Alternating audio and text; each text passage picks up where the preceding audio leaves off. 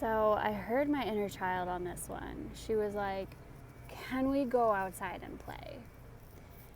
And so, honoring balance in my day, I felt like I'd done enough inside things to go out and give myself a nice walk. But I'm like, okay, how can I bring in this energy of play that my inner child is asking for, right? So, what did I love to do as a kid? I loved to make potions. And I loved interacting with natural materials, plants, mud, and combining it all together to make these potions. So I'm like, okay, I like making things with nature. So tuning into play, I was collecting flowers that these bushes around in my neighborhood were dropping these flowers, and started collecting things. And there's all this construction work happening around this property, and like it feels like the energy of work, right? Like there's a lot of work happening here. And then there's also like all these trees coming down, which is just kind of sad, you know? Like, I know it's for like safety precautions and people's roofs and stuff, but still, it is just sad to see a great big tree coming down, falling to the ground at the hand of a chainsaw. So I'm like, how can I hold this play?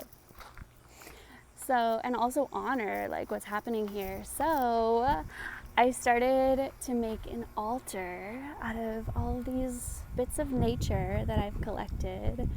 And these are things that like nature has discarded, recycled, like they're past like their fullness, and then like recycling them into a new purpose. Which, shoot, it kind of reminds me of like the shadow work and the healing work that I've been so immersed in and focused on lately, and just feeling like I want to break through into how can I serve and, you know, thrive and be in prosperity. And it really feels like the deeper that I tune into my own inner needs and healing, like I am opening up so much more capacity and depth and knowledge and wisdom within myself to be able to serve from. So recycling like these old patterns and these old consciousnesses, and like giving them a fresh update and like creating an altar out of them. So there it is. Can you see my creation? It's just really simple. But you know what? It brings me so much joy every time I walk by and see it. It just gives me like this fresh pop of spring energy.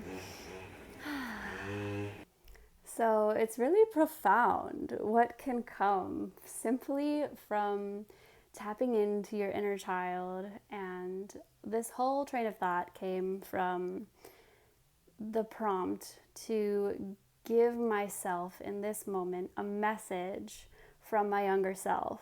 So what does your younger self want from you? What does your inner child want for you? What do they want you to know and remember?